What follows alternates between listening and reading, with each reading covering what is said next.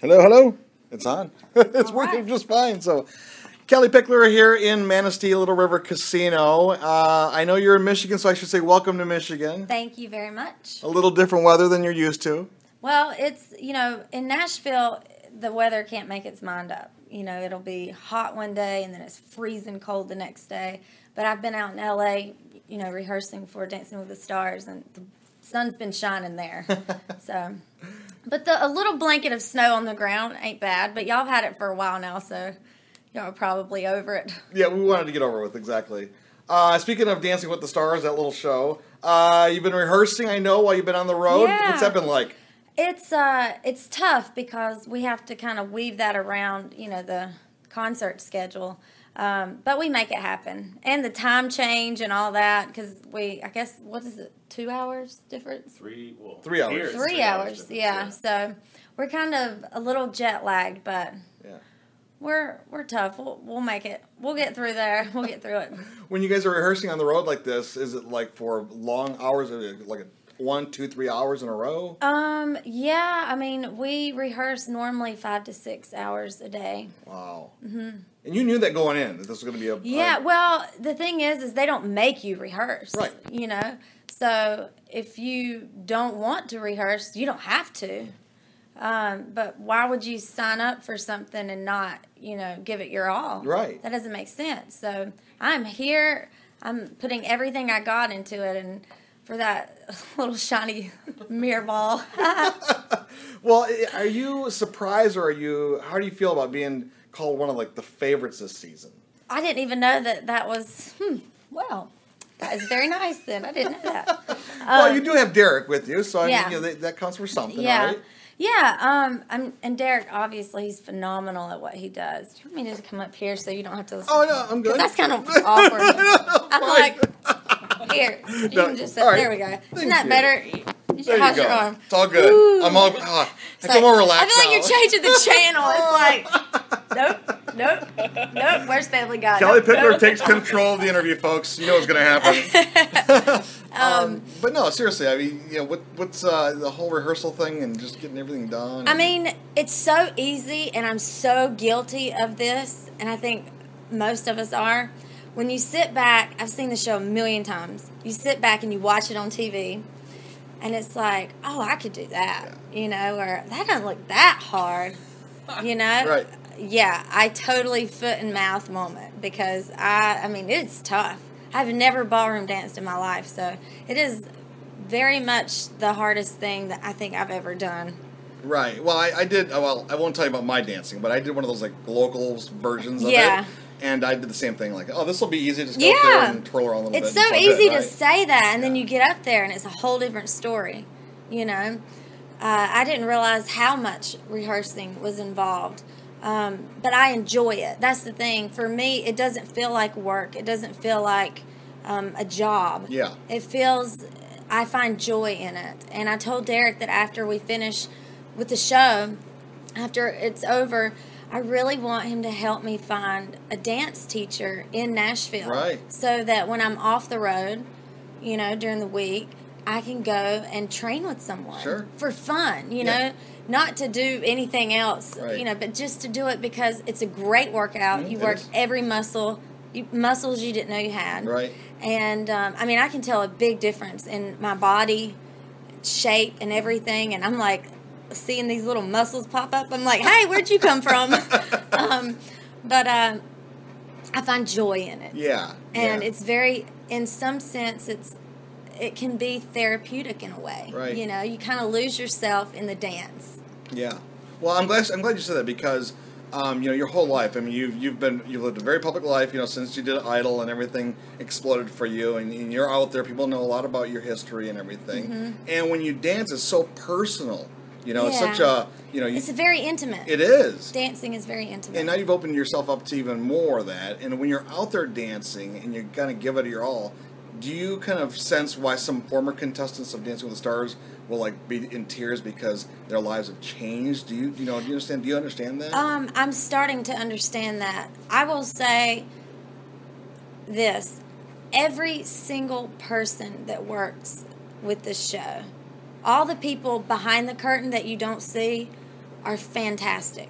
They're amazing at what they do, and even better, they're amazing people. Yeah. And it is very much an emotional roller coaster ride. You know, you're stepping outside your comfort zone, and you're doing that in front of everyone. Right.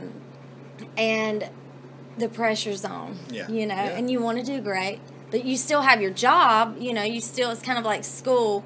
You know, you have your work, your classes. That's your number one priority. Right. And then you have your extracurricular activities. Right. You got to win. You got to practice so you win the football game. You know, you want to practice for soccer. So this show is very much like an extracurricular activity that I want to excel at. I want to do great, and I love it. I really love it. Yeah. I'm really having fun, and it helps too. That I have a great dance partner. Derek, obviously, he's a phenomenal dancer, but he's a fun person, and I already feel like he is like a brother. Yeah. You know?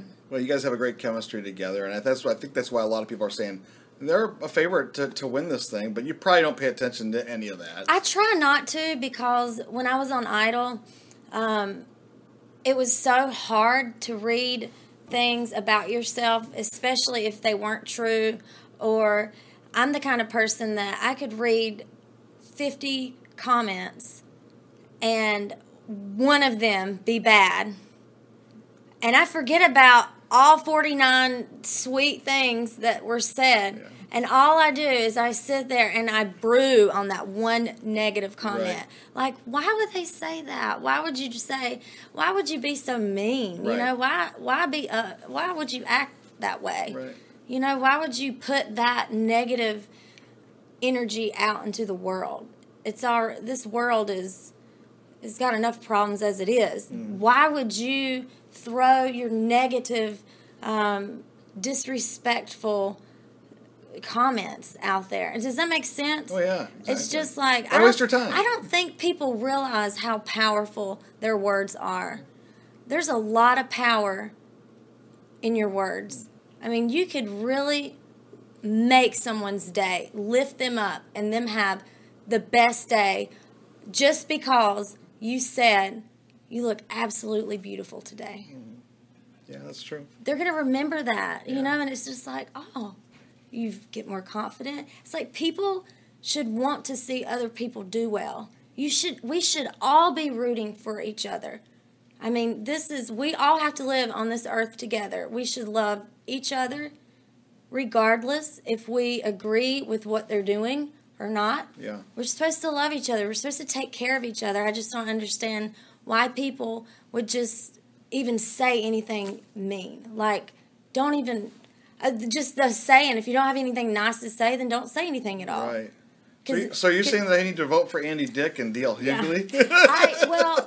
I'm just kidding. And there again, I've had, the sweetest conversations with Andy. He is so sweet and he's so kind. Yeah. And I think it's very brave to put yourself out there on that stage. I mean, this is a big show. Everyone's watching you. Yeah. And he put his story out there. And he's trying.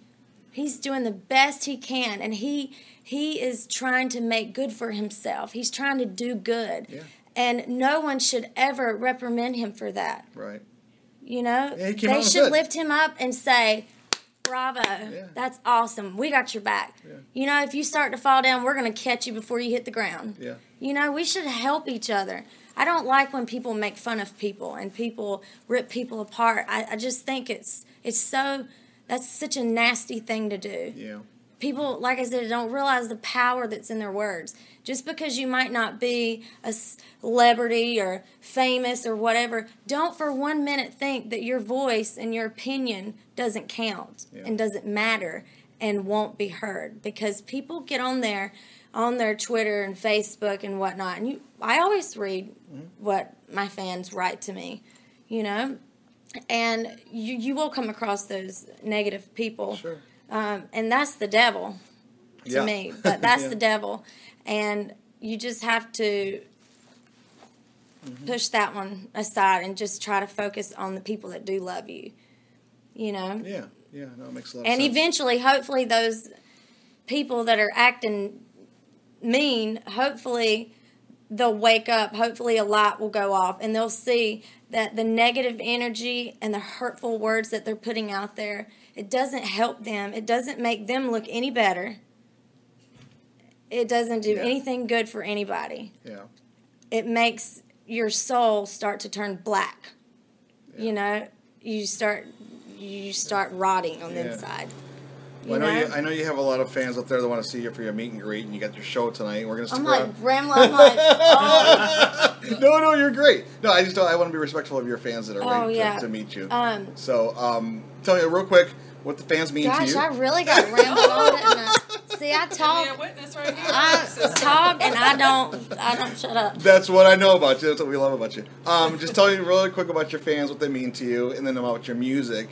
And what are you hoping to do coming up after Dancing with the Stars? I think country music, we have the greatest fans in the world. They're so loyal and dedicated, and they're always ready to have a good time, you know? And it's such a great way to be able to escape all the chaos going in the world. You know, when you're up on stage and you're in a show, it's just you and thousands of other people that just want to have fun and want to leave your bags at the door and don't even pick them up on your way out, you know. I'm so excited about my new music. I've been in the studio. It's been hard bouncing from the dance studio to the recording studio, but I like to stay busy, so it's not a bad thing, but it is a little challenging, but everybody needs to be challenged. But I always look forward to getting new music too, just to freshen the set list. And you know, for the fans that might be coming to a show 2 or 3 times a year, they want to, you know, they don't want to see the same show that they've already seen earlier that year. You want to be able to freshen it up a little. So you're gonna record later this year? We've already started recording. So you've been writing? Yeah, I've been writing a lot with my husband. We wrote several songs that could potentially go on this record. Never know. Yeah. Cool. You've been writing with anyone else that you can tell me about? Yeah, well, I've been writing with Leslie Satcher. I've been writing with a lot of the writers that I wrote with on 100 Proof, but I want to branch out and write with different writers. Because I think that's how you discover things about yourself, too, that you didn't know. And it helps inspire you when you're around other people, you know, that are different. But, yeah, I'm so happy with the way 100 Proof turned out. I love that album. I've never been more proud of anything I've done. You know, and I just want to make a country record. I just want to sing my little country song, you know.